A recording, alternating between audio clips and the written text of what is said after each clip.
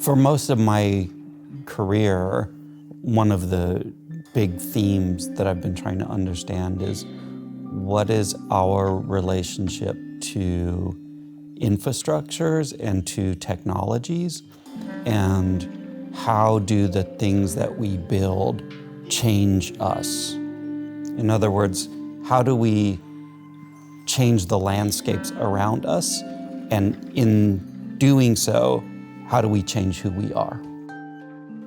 So I've done a lot of work looking at things like communication systems, surveillance systems, looking at technologies that we use to interact with each other. And I started thinking about computer vision and AI in about 2012 because I thought something really weird is going on here, which is that we're starting to build machines that see the world for us and do things in the world for us. As somebody who's spent many years thinking about vision, thinking about images, I know that there's always politics to the way that we see. I know that there's always a subjective experience that we bring to how we see. There's nothing neutral about visual perception. And so I wanted to understand, if we take that as a given, that seeing is never neutral, then what kinds of politics, what kinds of values, what vision of the world, for lack of a better word, is built into the computer systems that we're making to see the world for us, and how, in turn, is that going to change us?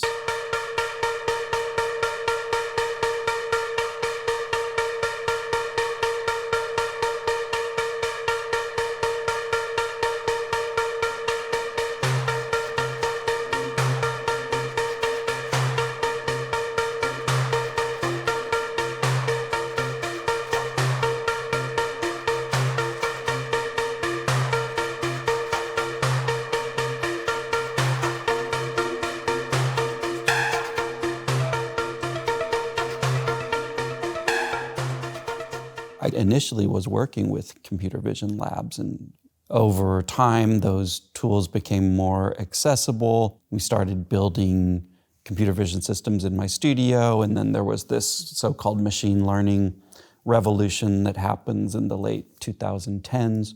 So we started building early models, and then started dissecting those models. I wanted to understand what is in this model, what ways of organizing the world's information has the model been trained on. So I spent a lot of time looking at what are called training sets and data sets, the information that you give to a machine learning system, which then of course structures the way that that system works. And when you do that, you find all sorts of strange and often terrible things.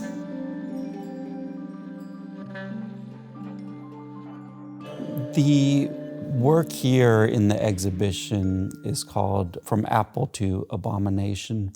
And what it's looking at is one of the main data sets that's used in machine learning, mostly research and development work. It's a data set called ImageNet. And it's a data set that was created between 2009 and 2011. The people who made the data set intended it to be what they called a map to the entire world of objects. What they wanted to do is collect a database of pictures of everything in the world. And the idea was, with this database, then you could train a computer vision or machine learning system to recognize everything in the world. So what they did maybe makes sense theoretically. They took a dictionary.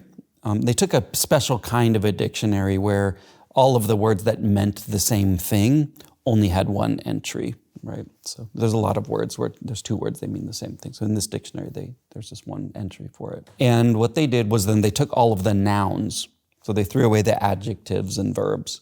And they said, well, if you are a word and you are a noun, then that is something that corresponds to something in the world, and therefore we should collect pictures of that thing in the world. So an apple is a perfect example. An apple is a noun. We can create pictures of apples and then maybe train a machine learning system how to see an apple. Now, the problem is that they did not really take into consideration that all nouns are not equal. We have abstract nouns on one hand, a noun like consciousness. Like that's a noun, but there's no image of what that is that's in the world. Now, there's other nouns that are racist and sexist and misogynistic and horrible, and you can think of a lot of nouns that fit that category. And so the problem that they had was that they took all of these nouns, then they scraped the internet for images that corresponded to these nouns, packaged it all together, and said, okay, everybody go use this now. And it became a standard. And they never bothered to look inside the data set to see what was actually there. They thought, oh, it's too big. How could anybody possibly do that? They had about 22,000 categories of objects in there and about 14 million images. And I thought, well, I can look at that in a day. And so I started looking at it and started finding these horrible things. And so this piece is really about that. It's about that problem of classification. It's about the problem of trying to build a computer vision system or a machine learning system to interpret the world. Because we might think of an object like an apple, and we can all agree that maybe there's such a thing as an apple in the world, and maybe that's a picture of it. But very quickly, that starts to get much, much more complicated. And so that's really what the piece is about, is telling a story about things that seem self-evident gradually and somewhat frighteningly becoming unhinged.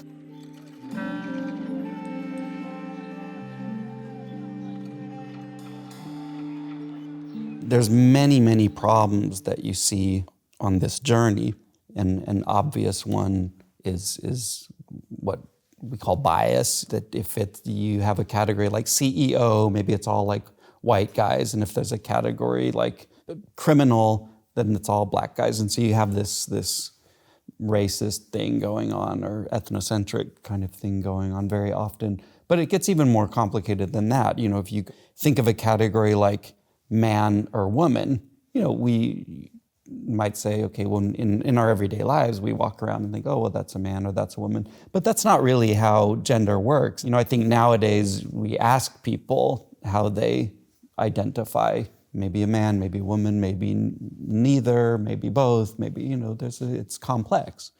And so that idea that we're just going to take a picture and then attribute a gender to an image, you know, that's a problem.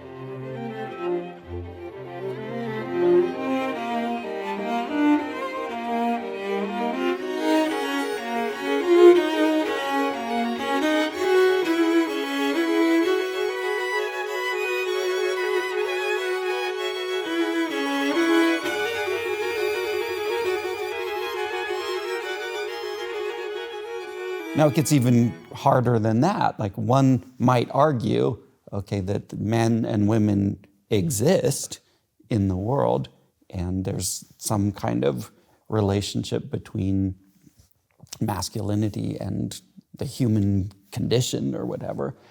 We take a word like criminal, which is a noun in the database. The idea of criminality is a very historically specific idea. What even constitutes a criminal is constantly changing. So that is a noun, but it's not fixed at all. It's entirely relational.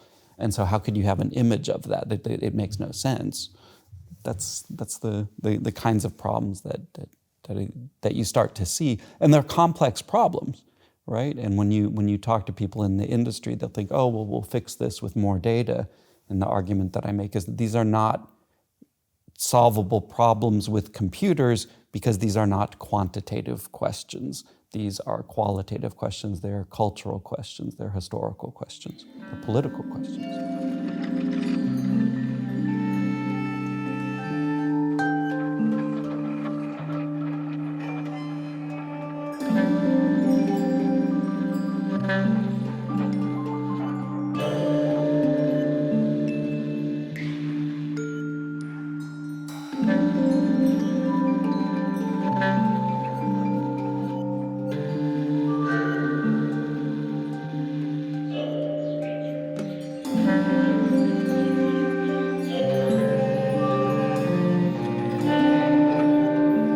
So is AI going to take people's jobs? Yes, absolutely.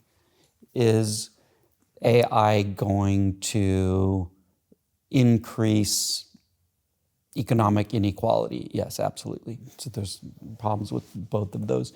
In terms of how AI will influence our own subjectivity, that's a question where I think it gets really weird, right?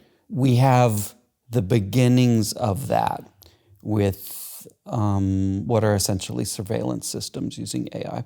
So, for example, your car spies on you, sends information about how carefully you drive and how closely you adhere to traffic laws to insurance companies, who can then use that information to modulate, how you pay your insurance. And what they want to do in that industry is moving towards a model in which they call it pay-as-you-go insurance. So as you drive, your insurance rates go up and down based on how safely the AI thinks that you're driving and how closely you follow its recommendations. So that's an example. That's a very simple example, but very obvious. Like, that's quite a transformation. Where I think it will get much, much weirder is in what we call parasocial relationships. So the relationships that we have to each other with online figures, whether that's a podcaster or an influencer or what have you. We look at a phenomena like TikTok, for example, famously destroying our brains because its recommendation algorithms are very good. It's a technology that's gotten very good at keeping our attention by giving us things that it thinks that we want to see. It works.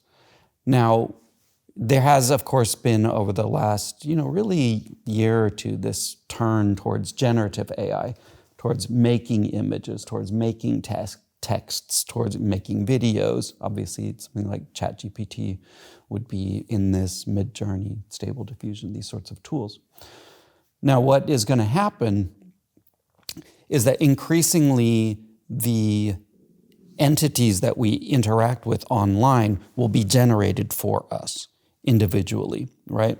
So right now, people have to make TikTok videos and the algorithm curates them in order to capture our attention.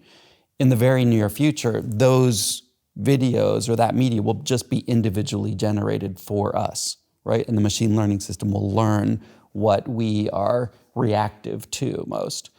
And obviously, this is not going to be done in a vacuum. Like, the point of this kind of media is to extract value from you in one way or another, whether that is your attention or whether that is, surveillance data in order to monetize one way or another, or whether that is to influence you to buy something or vote a particular way, what have you.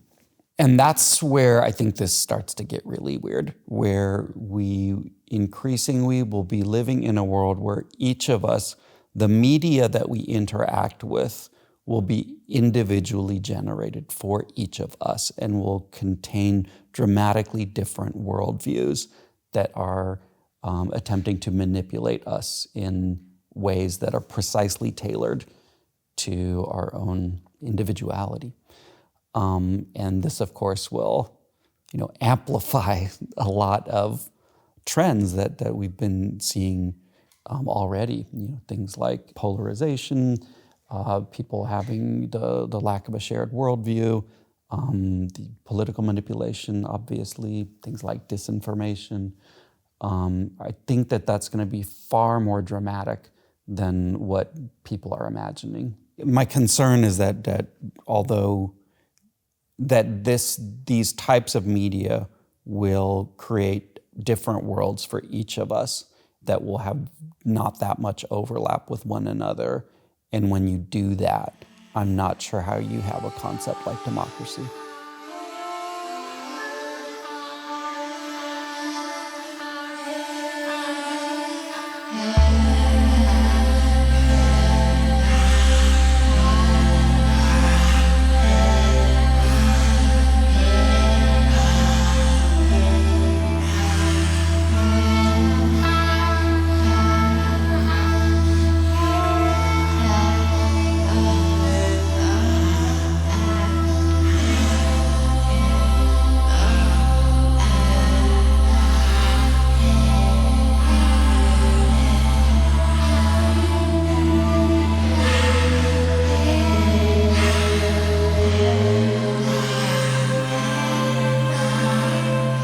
When we're talking about this generative turn, I think we see the beginnings of the dynamics that will have when we look at things like a TikTok algorithm or even Instagram, Twitter. These are content platforms that have gotten very good at pulling on your emotional strings, your intellectual strings, your attention.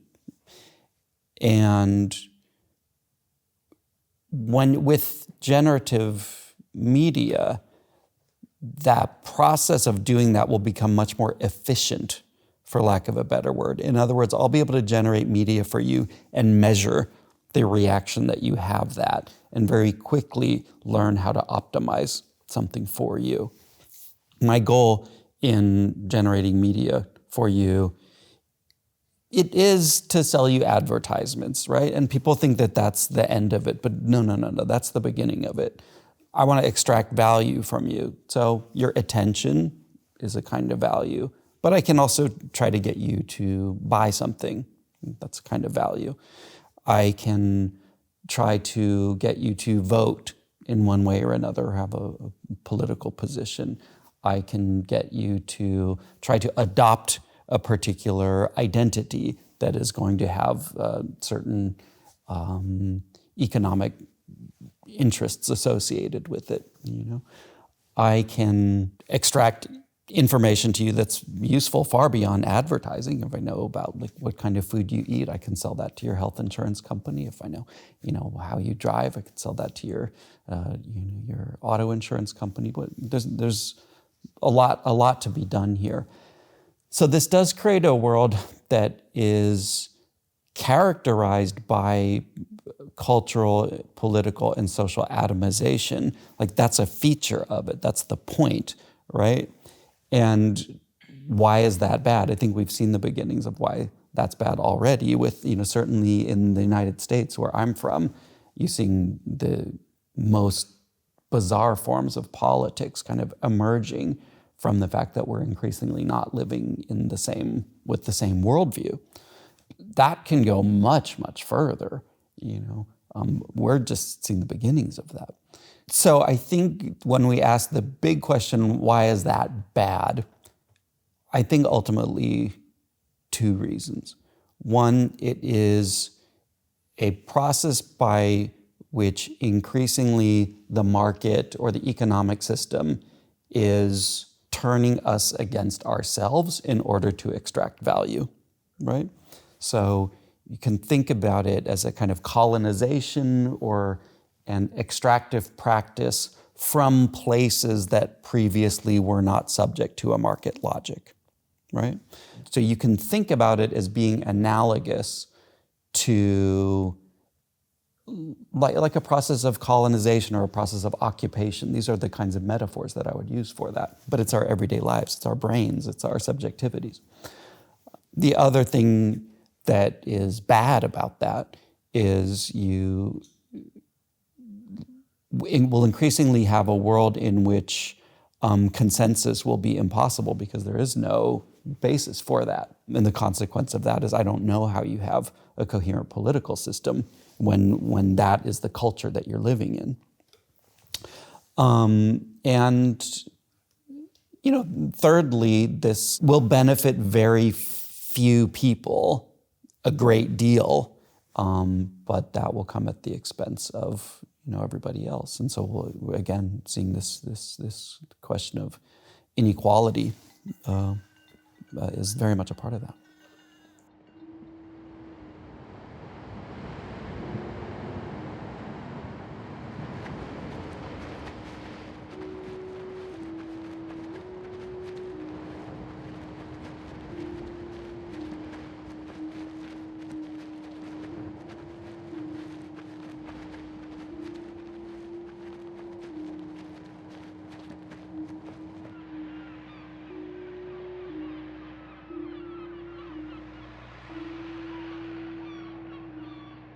These are complicated dynamics. All of these, the machines influence us, we influence machines. What often gets left out of that kind of conversation is thinking about who owns the machines and what are they being optimized to do? Who owns the machines? Like people trying to make money. What are they optimized to do? Make money. So like that's so we don't we can frame the question differently than like, oh, there's these machines and then there's the humans, and to what extent do they work in accord or in contradiction to one another? I think it's much simpler to say something like, the machines are engines of capitalism, and what they're trying to do is extend that logic of capital to as many places as possible and to make it as optimized and efficient as possible. And that comes at the expense of places that we've had, whether that's in our brains or in our collective experience, that we're relatively insulated from those sorts of quite brutal market logics.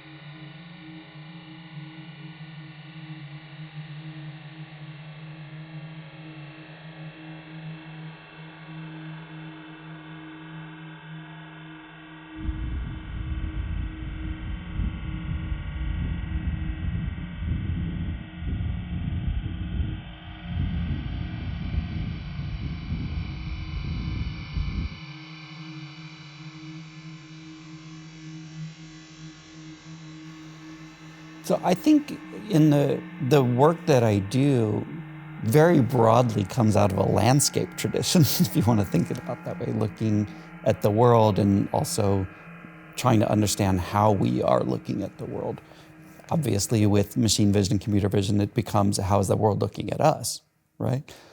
What I think art can do is help us to break apart different forms of common sense, whether that's things that we take for granted without understanding that we take that for granted, or things that are around us that we don't think twice about. Art is a vehicle through which we can pay much closer attention to the environments around us, the technologies that we use, the landscapes, for lack of a better word.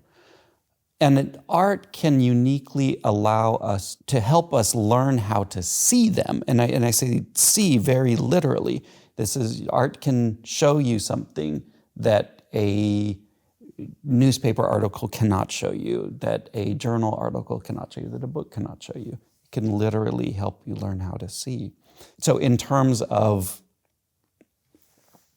how art can help create a, more equitable or joyful, hopefully, society, I think it can help you see the world around you differently. And when you do that, the hope is that that helps you imagine what a better society could be.